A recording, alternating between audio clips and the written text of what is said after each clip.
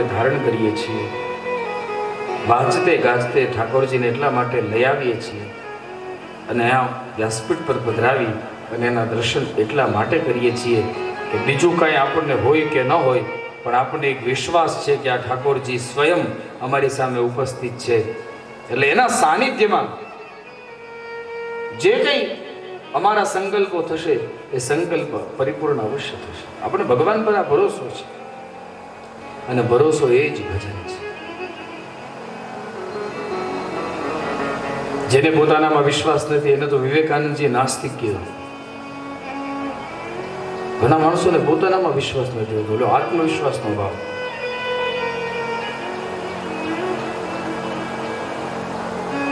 અને આત્મવિશ્વાસનો ભાવ એ આપણા પ્રભાવને દૂર કરે છે. શ્રીમદ ભાગવત પોતે પોતાના મહિમાને નથી ગાતું. ભાગવતના મહિમાને ગાવા માટે બે ગ્રંથોએ શ્રીમદ ભાગવતના મહિમાનું ગાન કર્યું છે. પહેલું ગ્રંથ પદ્મપુરાણ, જેમાં 6 અધ્યાયમાં ભાગવતના મહિમાનું વર્ણન છે. બીજું છે સ્કંદ પુરાણ, જેમાં 4 અધ્યાયમાં ભાગવતના મહિમાનું વર્ણન છે. વેદ વ્યાસની આજ્ઞા છે કે વક્તાએ પ્રથમ દિવસે પદ્મપુરાણ અંતર્ગત મહાત્મ્યનું ગાન કર્યું. ભાગવત પોતે પોતાના મહિમાને ગાયા, કેમ કે આત્મશ્લાઘા એ મૃત્યુનું બીજું નામ છે. અહીંયા પદ્મપુરાણ અંતર્ગત મહાત્મ્યના પ્રથમ શ્લોકના દર્શન કરીએ. પ્રથમ શ્લોકમાં ભગવાનની વંદના, જેની કથા છે એની વંદના. તો ભગવાન કેવા? સચ્ચિદાનંદ રૂપાય વિશ્વોત્પત્યાદિ હેતવે તાપત્રય વિનાશાય શ્રી કૃષ્ણાય વયમ નમઃ. સચ્ચિદાનંદ રૂપાય વિશ્વોત્પત્યાદિ હેતવે તાપત્રય વિનાશાય શ્રી કૃષ્ણાય વયમ નમઃ. ભગવાનની વંદના કરી છે. ભગવાનનું રૂપ કેવું? સત, ચિત અને આનંદ. આ ભગવાનના 3 સ્વરૂપ છે. પહેલું સ્વરૂપ છે સત, બીજું સ્વરૂપ છે ચિત અને ત્રીજું સ્વરૂપ છે આનંદ. આને એક અર્થમાં જોઈએ તો આનો સીધો અર્થ એવો મળે કે જેના જીવનમાં સત્ય છે, જેનું જીવન સત્યયુક્ત છે, ખોટું નથી, નરાધમ નથી, જે બોલે છે એ જ કરે છે અને નથી થઈ શકતું તે નથી બોલતો, અથવા સત્યનું જ આચરણ કરી અને જે પોતાના જીવનમાંથી સત્યનો ક્યારેય ત્યાગ નથી કરતો, એ વ્યક્તિનું ચિત્ત આનંદને પામવાનું છે. જેના જીવનમાં સત્ય છે એનું ચિત્ત આનંદ પામશે. બાકી જેના જીવનમાં અસત્ય છે એનું ચિત્ત આનંદ નહીં પામે, એનું ચિત્ત દુઃખ પામશે. ભગવાનના સ્વરૂપનું વર્ણન કર્યું છે. સત્ય શાશ્વતતા બતાવી, ચિત્તથી ચેતનતા બતાવી, અને આનંદ એની તો કોઈ વ્યાખ્યા નથી, કેમ કે આનંદ એ નિર્દ્વંદ્વ શબ્દ છે. હા, એમાં પછી વિશેષણો લાગે, ભજનાનંદ, બ્રહ્માનંદ, પરમાનંદ, મુક્તાનંદ, પણ આનંદનો કોઈ વિરોધી નહીં. આનંદ એ નિર્દ્વંદ્વ શબ્દ છે અને આ આનંદ પૂરેપૂરો જેમની પાસે છે એનું નામ છે પરમાનંદ ભગવાન શ્રી કૃષ્ણ. જે કૃષ્ણ પરમાનંદ સ્વરૂપ છે, પરમ આનંદ સ્વરૂપ છે. અરે આપણા ઘરે કંઈ સારું આયોજન હોય, આપણા ઘરે કોઈ મહેમાન આવ્યા હોય અને એ મહેમાનોને જોઈએ અને અંતઃકરણમાં જે પ્રસન્નતા થાય, અને એ પ્રસન્નતા થવાના કારણે આપણે પ્રસન્ન થઈએ અને આપણા ગાલની 2 રેખાઓ ફૂલી જાય, એ ખાલી ક્ષણિક પ્રસન્નતામાં આપણો આનંદ આટલો બધો છલકાય છે. તો જે આનંદનું સ્વરૂપ છે ભગવાન શ્રી કૃષ્ણ, એના શરણમાં હું ને તમે બેઠા હો, પછી દુઃખ હોય આપણને. અને પછી જેને દુઃખ હોય એને સમજવાનું કે આ એ કથા મંડપમાં નથી બેઠા, એટલા માટે પછી સમસ્યા સર્જાય. એટલા માટે કીધું છે કે જ્યારે કથા ચાલતી હોય ત્યારે કથામાં જ રહેવું, બાકી ભટકશો તો ભટકી જશો. આપણું તન હોય છે કથામાં, પણ આપણું મન નથી હોતું કથામાં. એટલે પછી થાય શું?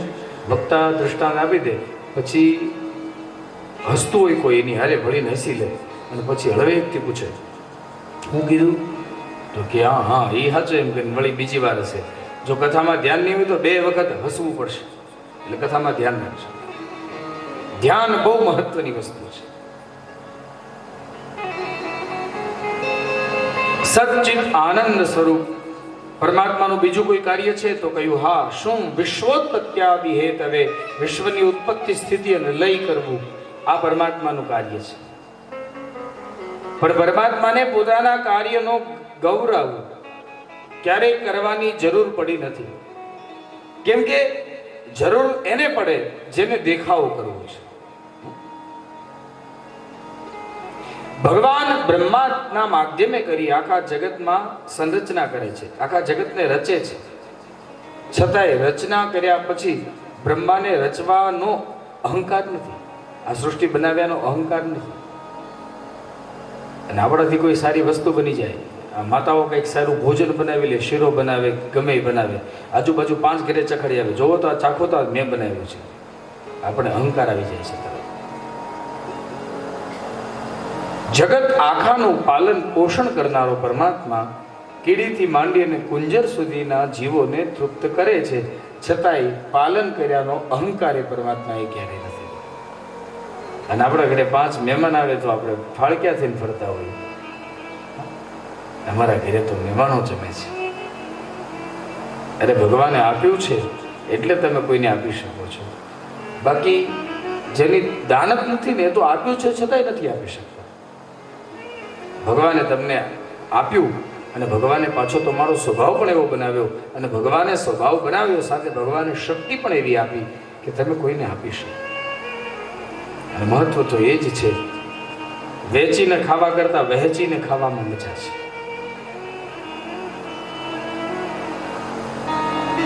વિશ્વની ઉત્પત્તિ સ્થિતિ અને બીજું લય. પરમાત્મા જગતમાં જ્યારે જરૂર પડે ત્યારે સંહાર કરે છે,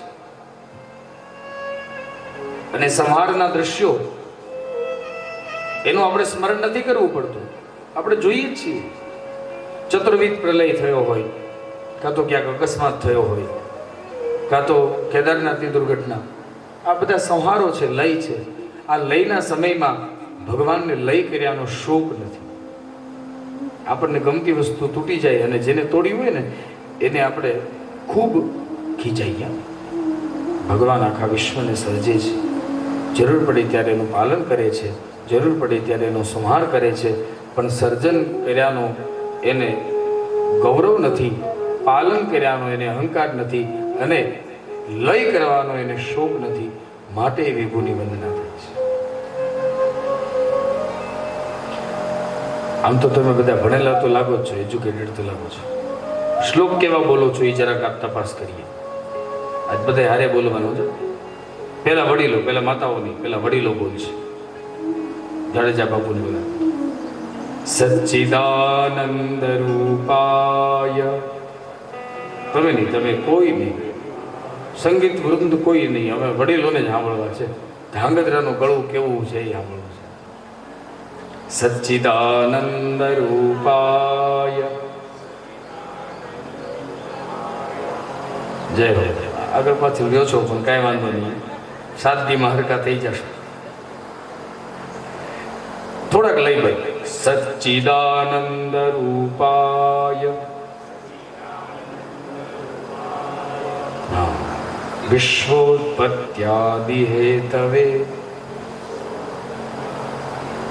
ઈ મહારાજ તમે ક્યાં કરી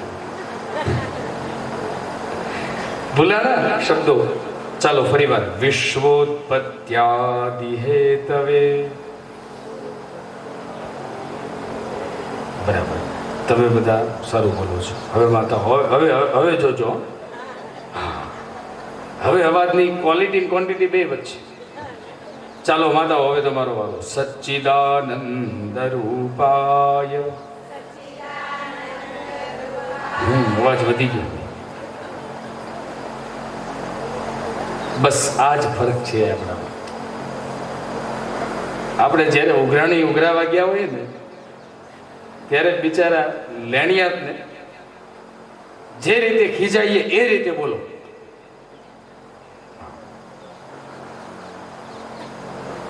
પછી જુઓ, હવે બધા સાથે સચ્ચિદાનંદ રૂપાય વિશ્વોત્પત્યાદિ હેતવે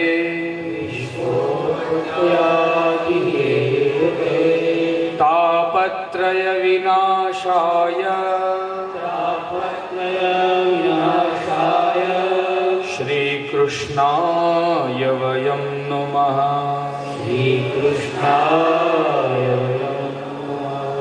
શ્રી કૃષ્ણાય વયમ નમઃ.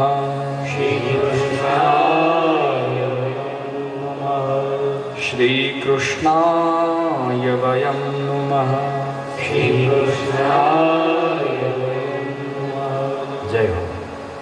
આ તમને બધાને બોલાવડાવ્યો શ્લોક એનું બીજું કોઈ કારણ નથી, પણ કારણ એક જ છે કે આમાં લખ્યું છે અમે બધાએ. એટલે શું કીધું છે? છેલ્લા પદમાં આવ્યું શ્રી કૃષ્ણાય વયમ નમઃ. જો વેદવ્યાસજી સ્પષ્ટપણે અહીંયા લખે છે કે હું એકલો જ સ્વાર્થથી પરમાત્માને નમસ્કાર નથી કરતો, જો એવું લખવું હોત તો લખી શકત શ્રી કૃષ્ણાય અહં નમામિ, પણ એવો સ્વાર્થ નથી રાખ્યો. પછી વેદવ્યાસે બીજો વિચાર કર્યો કે ચાલો હું એક નહીં, હું ને વક્તા બંને નમસ્કાર કરીએ. તો એવો જો વિચાર રાખ્યો તોય લખી શકત શ્રી કૃષ્ણાય આવામ નમામઃ.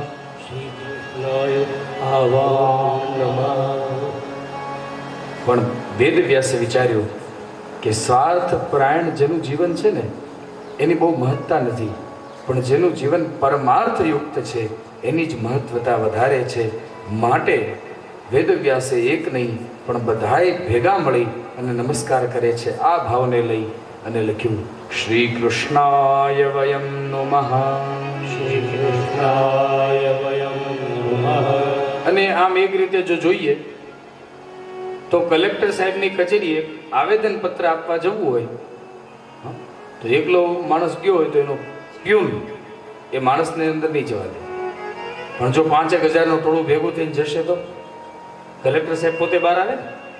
એમ આપણે એકલા સ્તુતિ કરીએ, એકલા કોઈ પણ પ્રકારનું ભગવાનની પ્રાર્થના કરીએ, એ એકલી પ્રાર્થનામાં કદાચ શક્તિ હોય કે ન હોય, પણ સામૂહિક ભેગા થઈને પ્રાર્થના કરીએ તો પેલા દ્વારિકાવાળાને આપણી માટે હેઠે ઉતરવું પડે, આપણી માટે આ મંડપમાં એને આવવું પડે, કેમ કે આપણે એને યાદ કર્યા છે, આપણે એને બોલાવ્યા છે.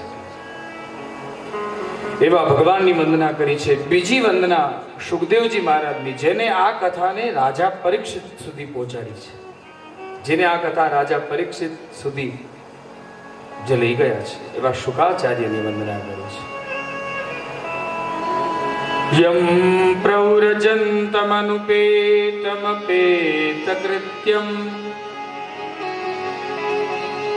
દ્વૈપાયનો વિરહ કાતર આજુહાવ પુત્રેતિ તન્મયતયા તરવો વિનેદુ સ્તમ સર્વભૂતહૃદયં મુનિમાનતોસ્મિ. સ્તમ સર્વભૂતહૃદયં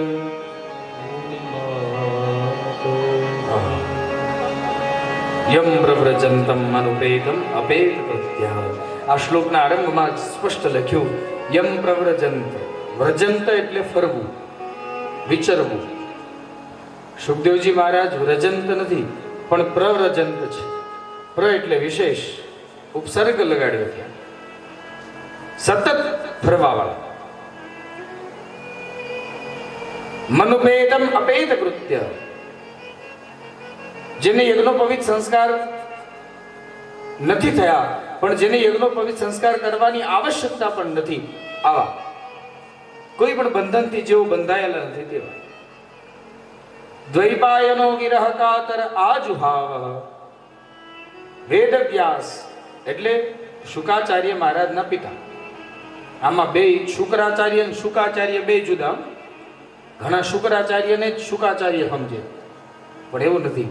શુકાચાર્ય એટલે રાજા પરીક્ષિતને જેમણે કથા સંભળાવી તે, અને શુક્રાચાર્ય એટલે દૈત્યોના ગુરુ. એક જગ્યાએ પ્રશ્ન આવ્યો, મહારાજ શુક્રાચાર્ય પરીક્ષિત રાજાને મુક્તિ ક્યારે અપાવી? ત્યારે મારે કેવું પડ્યું, વડીલ શુક્રાચાર્ય નહીં શુકાચાર્ય. તો કે હા, એ તો તમે વાંચતા હો એટલે તમને જ ખબર હોય ને, અમને થોડી ખબર હોય કાંઈ. ઘણી ઘણી વાર થાય એવું. હા, દ્વૈપાયનો વિરહ કાતર આજો આવો. હવે 16 વર્ષની વયે પિતાનો આશ્રમ છોડી શુકાચાર્ય મહારાજ નીકળી ગયા. કેમ કે હતું જો રોકાઈશ તો માયાના બંધનમાં બંધાવવું પડશે, માયાના બંધનમાં ન આવવું પડે માટે શુકાચાર્ય ભાગ્યા છે. આગળ સુખદેવજી મહારાજ, પાછળ પિતાજી, હે પુત્ર હે પુત્ર હે પુત્ર પુત્રેતિ તન્મયતયામ તરવોભિનેદુ. તો એ સમયે પુત્ર પુત્ર કરતા પિતાજી પાછળ દોડ્યા. પુત્ર તો ઊભો ન રહ્યો પણ વૃક્ષોમાં છુપાઈ ગયો. શુકાચાર્ય મહારાજ વૃક્ષમાં છુપાયા અને વૃક્ષે ઉત્તર આપ્યો છે. ઝાડવા બોલ્યા. તો આપણને આશ્ચર્ય થાય કે ઝાડવા બોલે. અરે જનાભાઈના છાણા જો વિઠ્ઠલ વિઠ્ઠલ બોલ્યા હોય તો ઝાડવા કેમ ન બોલે? પણ ઝાડવા બોલે છે, પ્રકૃતિ બોલે છે. એને સાંભળવાની મારી તમારી તૈયારી પહેલી હોય છે. આજે પ્રકૃતિને સાંભળવા હું ને તમે તૈયાર નથી, બાકી પ્રકૃતિ બોલે છે. સંત પરોપકારી છે, સંત ઉપકારી છે. અને 4 એવા તત્વો જે ઉપકારી છે. એક સરોવર પોતાનામાં જ પાણી ભરી રાખે છે પણ પોતે એ પાછું પાણી પીતું નથી, ઉપકારી છે, બીજાને માટે ભરે છે. વૃક્ષ પોતાનામાં ફળ ઉગાડે છે પણ ફળ પોતે ખાતા નથી, એ સૌને આપે છે કેમ કે ઉપકારી છે. સંત આશ્રમ બનાવી અને ખોટા ન કરે જે તંત, એને જાણતું સાચો સંત. જેને જીવનમાંથી તંત છૂટ્યા છે એ પોતાના માટે કઈ ભેગું ન કરે. બજરંગદાસ બાપા બગડાણા જ્યારે આ ભારત વર્ષના સંરક્ષણનો સવાલ આવ્યો અને એ સમયે આ બોર્ડર પર રહેલા આપણા સૈનિકોની દશા જ્યારે થોડી કફોડી બની અને એ સમયે બાપાએ પોતાના આશ્રમની હરાજી કરી દીધી, પોતાની બંડી વેચી દીધી, પોતાનો આશ્રમ વેચી દીધો અને એના દ્વારા જે કંઈ મળ્યું એ બધું ત્યાં બોર્ડરે જવા દીધું સૈનિકો માટે. એટલે જેને સ્વાર્થ માટે કોઈ વસ્તુ ભેગી જ નથી કરી એ પરમાર્થી છે, ઉપકારી છે. અને ચોથા વર્ષે બેન આ વરસાદ હવે તો ગયો પણ હજી કઈ નક્કી નહીં. એ ક્યારે પાછો આવે? કેમ કે આ વખતે મંડાણ હારા કર્યા છે, એ ઉપકારી છે. વરસી જાય, જ્યાં નથી વરસ્યો ત્યાં વાટે હોય, વરસ્યો હોય ત્યાં સૌ શાંત હોય. અરે એથી વિશેષ જો ચર્ચા કરીએ તો દરિયામાં આટલા બધા રત્નો ભર્યા છે છતાંય તમે કોઈ દી સાંભળ્યું કે દરિયો હીરા મોતીની માળા પહેરીને ચોપાટીએ ફરવા નીકળ્યો હોય? નહીં, ઉપકારી છે. રત્નો રૂપાળા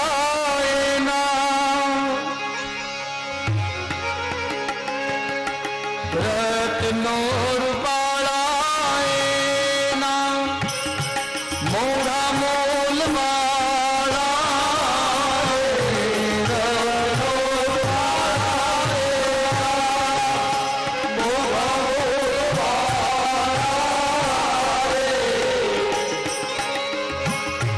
દરિયો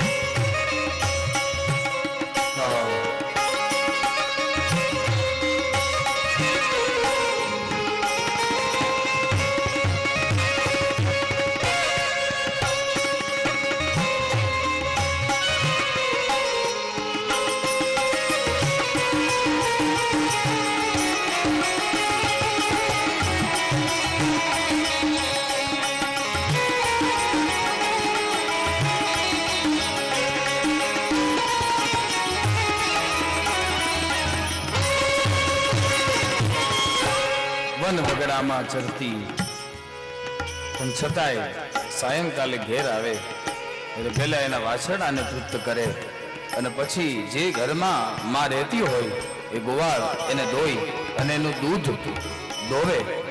પણ ગાય પોતે પોતાના દૂધ ક્યારેય નથી પીતી.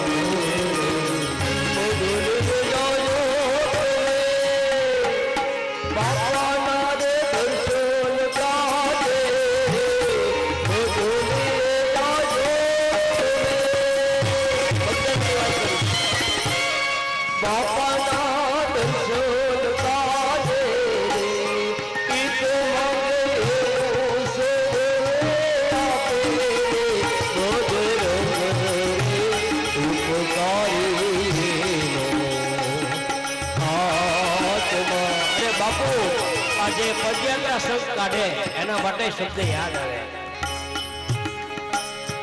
માતા નારે મઢની સેવા કરતા મારા બાપુ રે. માતા નારે મઢની સેવા કરતા આજે બાપુ રે.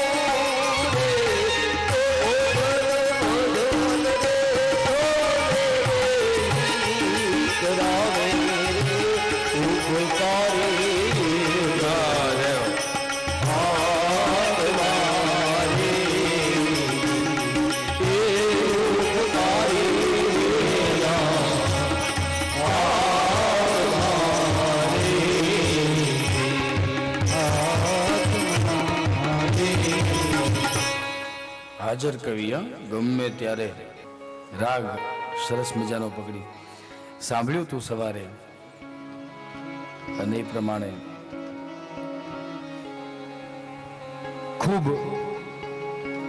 અનંત ઉપકારો જે પરમાત્માના આપણા પર છે એ પરમાત્માના ઉપકારોને આપણે યાદ કરવા માટે આ મંડપમાં બેઠા છીએ. સંતોની આત્મિક કૃપા છે આપણા પર. શુકાચાર્ય મહારાજ વતી વૃક્ષોએ ઉત્તર આપી વેદવ્યાસને પોતાના આશ્રમે પાછા વળ્યા છે. આ બાજુ ત્રીજા શ્લોકમાં વંદના કરી છે નૈમિષારણ્યની ભૂમિકાની. નૈમિષારણ્યની ભૂમિ પણ સાંભળો, નૈમિષારણ્ય કોઈ ભૂમિ નથી, પણ આપણા મનની ભૂમિકા છે. આપણું મન જ્યાં સુધી તૈયાર નહીં હોય ત્યાં સુધી આપણને કથા રૂચશે નહીં, પચશે નહીં. કેમ કે કથા છે ને ઘી જેવી છે, ને ઘી છે ને એ ભારે છે થોડું ભોજનમાં પચવામાં. માટે આ ઘી એકલું ન પીવડાવે આપણા સંતો, એટલે લસપત્તા લાડવા બનાવી અને જમાડે છે, અને કાં તો શેરો બનાવી અને વક્તા જમાડી દે. એકલું ઘી, બાકી સીધું પીએ તો અમૃત છે, પણ પચે તો, પણ એકલું નથી પચતું. માટે આવા બીજા અન્ય આશ્રયો લેવા પડે છે. શુકાચાર્ય મહારાજ ની વંદના પછી નૈમિષારણ્યની ભૂમિને વંદન કર્યા છે. નૈમિષે સુતમાસીન અભિવાદ્ય મહામતિમ કથામૃત રસાસ્વાદ કુશલ શૌનકો બ્રવીત. નૈમિષારણ્યની ભૂમિ, નૈમિષારણ્ય એ કોઈ ભૂમિ નહીં પણ ભૂમિકા છે. એ નૈમિષારણ્યની ભૂમિમાં સુતમાસીન અભિવાદ્ય મહામતિમ, સુત પુરાણી વ્યાસપીઠ પર બેઠા છે. એ મહામતીને નમસ્કાર કરી કથામૃત રસાસ્વાદ કુશલ શૌનક બ્રવીત, કથાનું અમૃતપાન કરવામાં કુશળ એવા શૌનક મુનિઓ પ્રશ્ન કરીને કહેવા લાગ્યા. શું કહે છે? અજ્ઞાન ધ્વાંત વિધ્વંસ कोटि सूर्य समप्रभ सुताख्याही कथा सारम मम कर्ण रसायनम भक्त्यो गवर्धनम यच्च कृष्ण संतोष हेतुकम तदहं ते विदास्यामि सावधानतया शृणु। જો જ્ઞાન જેને જોઈએ છે ને તેને ગુરુ પાસે જઈ અને ગુરુના પ્રત્યક્ષ વખાણ કરવા. કોના કોના વખાણ ક્યાં ક્યાં કરવા એ આપણું શાસ્ત્ર આપણને બતાવે. પ્રત્યક્ષ ગુરુ વસ્તુ ત્યાં તમારા ગુરુજીના વખાણ કરવાની બહુ ઈચ્છા થતી હોય ને તમને, તો તમારા ગુરુજી જ્યારે પ્રત્યક્ષ હોય ત્યારે તમે એના વખાણ કરો. પછી તમારો મિત્ર, તમારા મિત્રની મિત્રતા તમારા માટે અમરતાનું વરદાન હોય,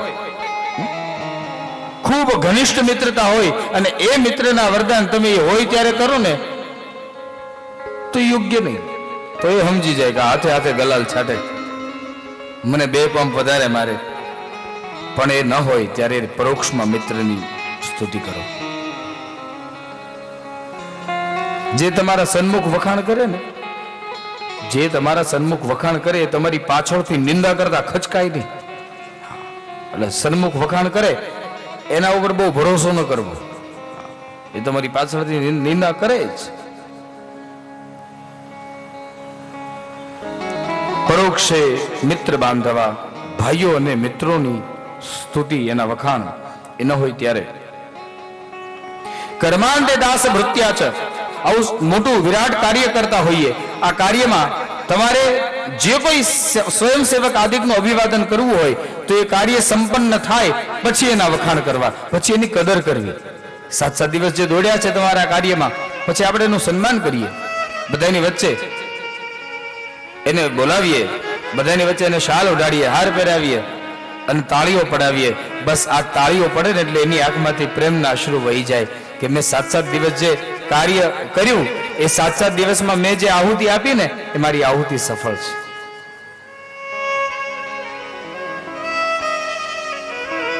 અને મનુષ્ય જો પોતાનું સારું ઈચ્છતો હોય,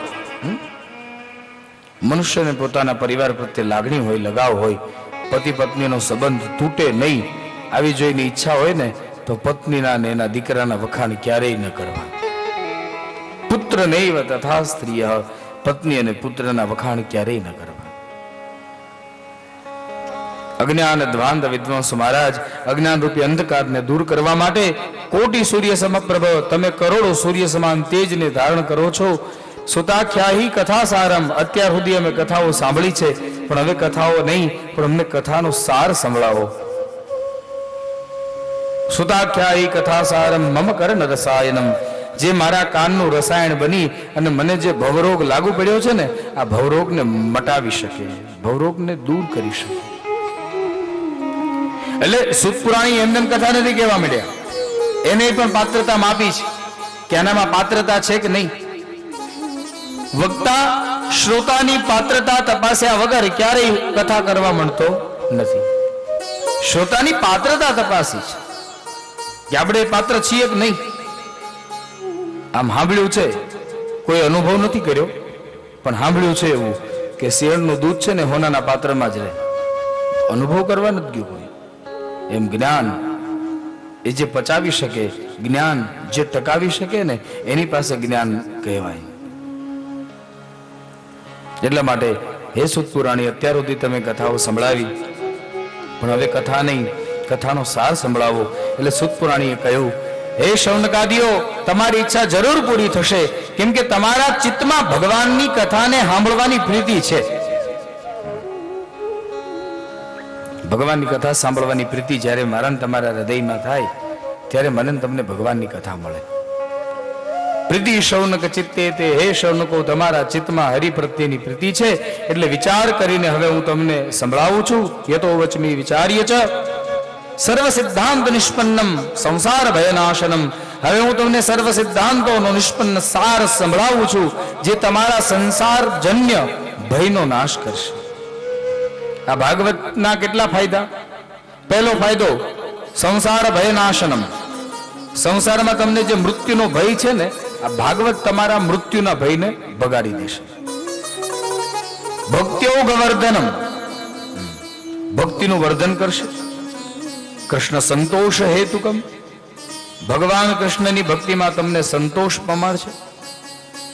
તદહમ તે વિધાસ્યામી, એ હું તમને આપી રહ્યો છું, તમે સાવધાન થઈને સાંભળો. સાવધાન એટલે કઈ પોઝિશન જ પકડવાની, સાવધાન નહીં.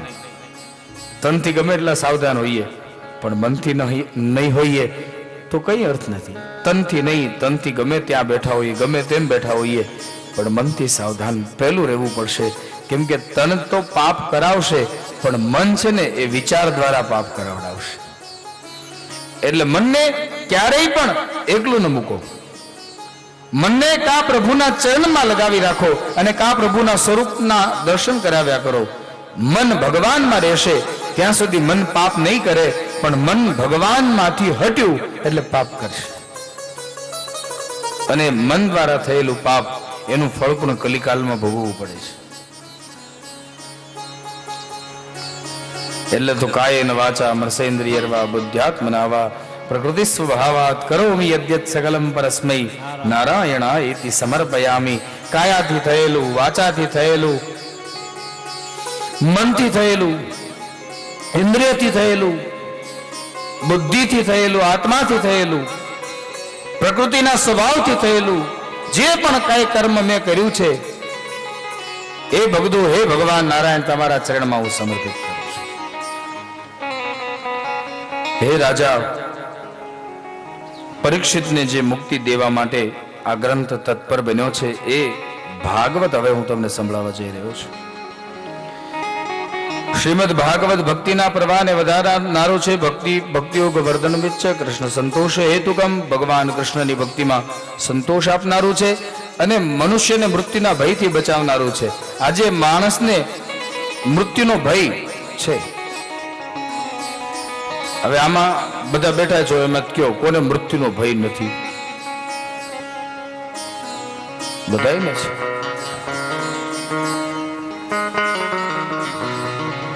તો તમને તમારી મૃત્યુ તારીખ ખબર હશે.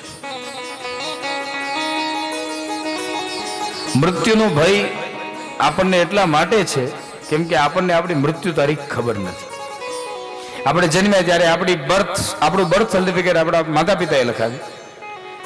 આપણે મૃત્યુ પામશું પછી આપણું ડેથ સર્ટિફિકેટ આપણા દીકરાઓ લખશે. તો નથી આપણે આપણા જન્મની નોંધણી કરાવી શકતા, નથી આપણે આપણા મરણની નોંધણી કરાવી શકતા. તો વચલા ગાળામાં મારા તમારા મનમાં અભિમાન શેનું આવે છે?